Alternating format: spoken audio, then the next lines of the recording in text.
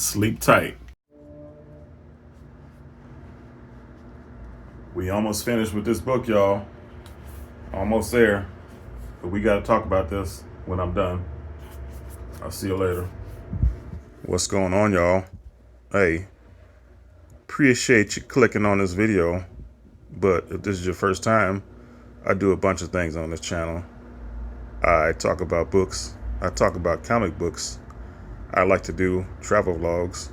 I like to do eating videos. So, again, thank you for checking out this channel.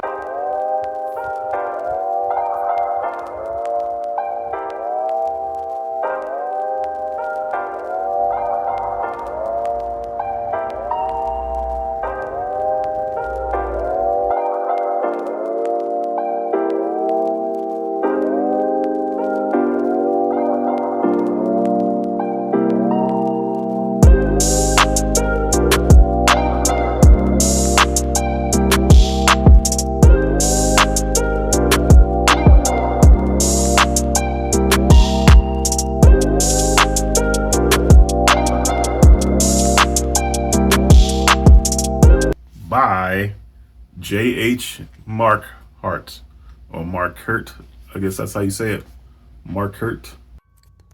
Beware the one who got away.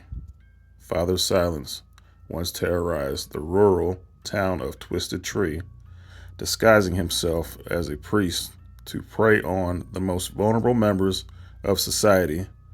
When the police finally found his house of horrors, they uncovered 19 bodies, and the one survivor, a boy now locked away in a hospital for the criminally insane.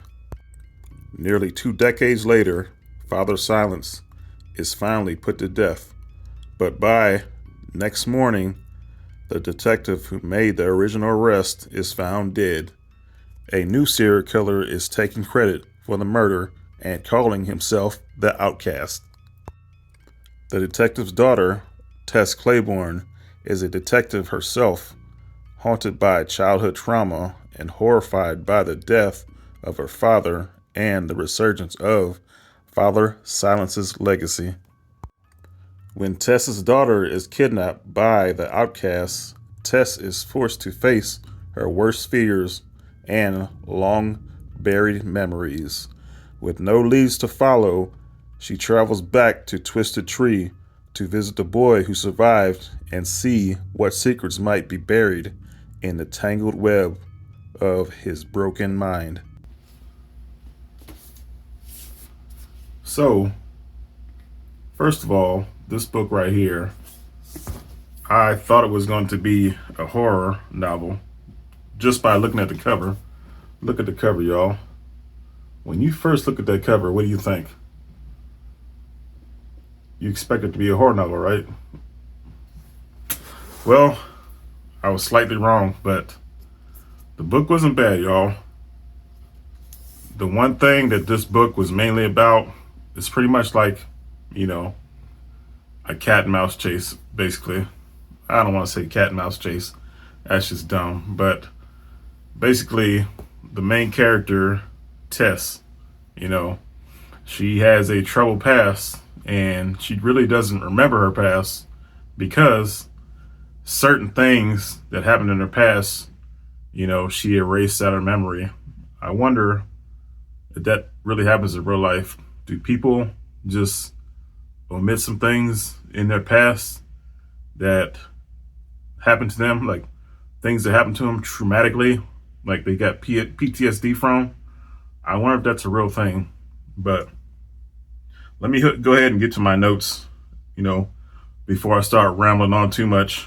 But yeah, I was expecting to be like a haunted house type of deal, but totally was something different.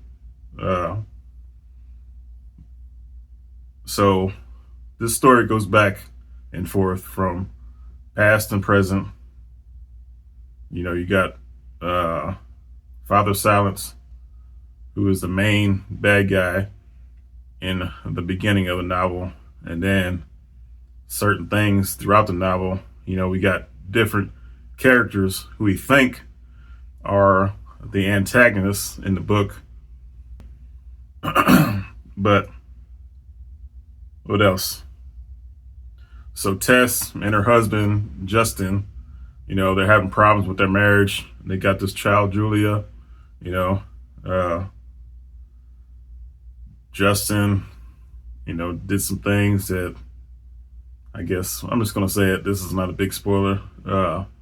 He was not faithful to Tess, the main character, and he caused some turmoil in their marriage and kind of affected Julia, who's their kid. But they have some good banter. Well, let me stop right there. But once Father Silence, who we think is the main antagonist of this book, gets put to the electric chair, that's when stuff hits the fan, I should say, because he has followers, and these followers do certain things, to different characters in the book. Hold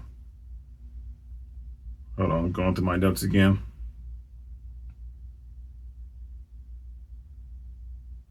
But yeah, so without spoiling this, I'm just going to name off some things that also, y'all, this book does have a few trigger warnings, so just be prepared. It's not bad, but if you guys are triggered by attempted R word or SA, you guys know what SA is, what I'm talking about, then you guys might be triggered by this book. But it's not bad. It's just one part of the book when it goes back into one of the characters' past. But yeah, it's not that bad, y'all. But that's my opinion. I don't want to sway anybody's opinion. Also, y'all, the author J.H. Markert, he introduces additional characters in this book to throw you off. So that's another thing that I appreciated about this book. Some characters that you think are meaningless or just something to move the story along, to actually play a part of the bigger picture, what happens further down the line in this novel. But I appreciate that. I always like throw offs that you think oh, this is the one, or maybe I need to pay attention to this person, and then somebody else comes in the picture and you're like, oh man, what's this about? I love that. Just a quick few things that I want to mention that I forgot. Also, some of the characters, some of these characters are dealing with bullying. Some of the characters have drug issues that help them cope with life. And another character who's just a total monster, but this person hides their, I guess, being a monster with a facade, I guess. You would never, by the way the person looks, you would never think that this person is this way. And talk about the director, not the director, but the author's writing style. The author's writing style was okay in my opinion. He didn't write a lot of things that threw you off, like being overly pretentious for no reason. I liked his writing style. Got to the point. It was pretty concise. The setting of this book is a modern setting. I think it's in the East Coast, and then it goes to the South, and it flips back and forth. What else am I leaving out? Yeah, the last thing that I want to talk about is the author's point. What is he trying to prove? And this, one of the taglines in this book is the one that got away. Is the one that got away the main character, Tess? Is the one that got away is the person that I said is a monster?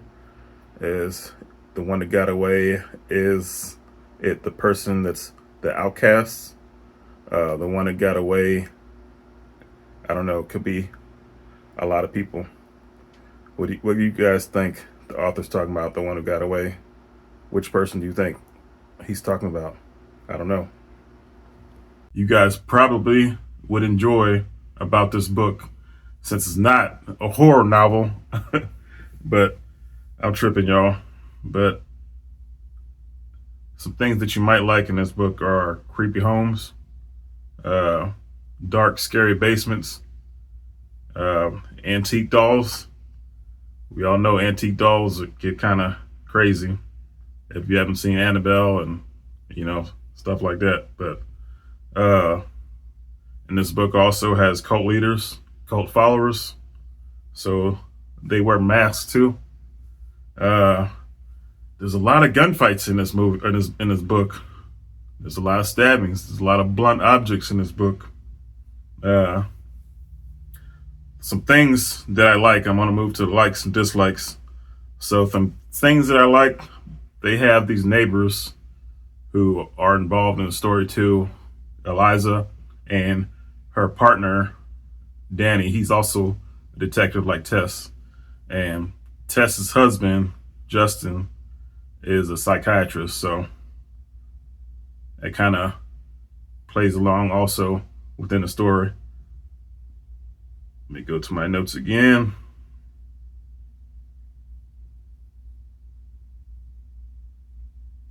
So now I'm gonna cover some dislikes about this book, Sleep Tight. About around the halfway mark of this book, Tess meets this character who has mental issues, and he has these multiple personalities.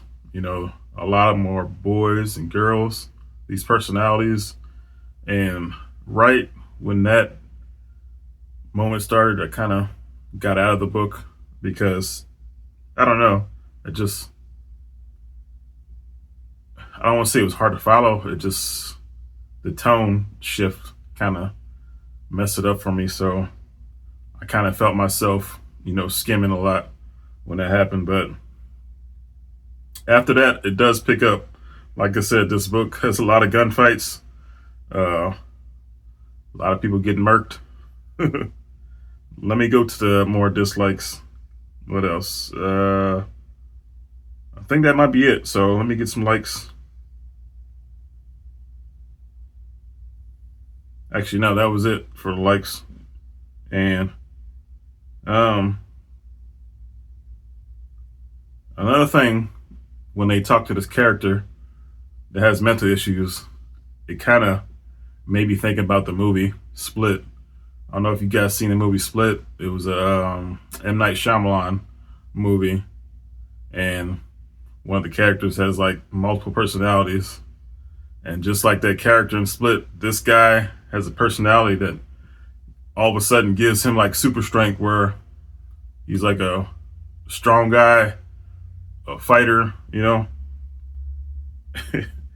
have to flip a switch, it's crazy. But that's not bad, y'all. But would I recommend this book to you guys? Yes, I would. But don't go expecting this book right here to be a horror novel, because that was the main seller for me. This cover right here, I try to stay away from a lot of people talking about it on YouTube, because I wanted to go in blind. I didn't want anything spoiled or sway me in any way. But I do recommend it. I would give it like a 3 out of 5. Only because, my expectations were to be off-put, scared, creepy house, maybe paranormal, stuff like that. It wasn't there. If you guys are expecting that type of book, this is not it. But it is a good read, y'all. It's not the best of the year for me. It kept me entertained, kind of lost me at some points. But go ahead and check this book out, y'all. I do recommend it. And that's all I got. I appreciate you watching. And until the next one, peace.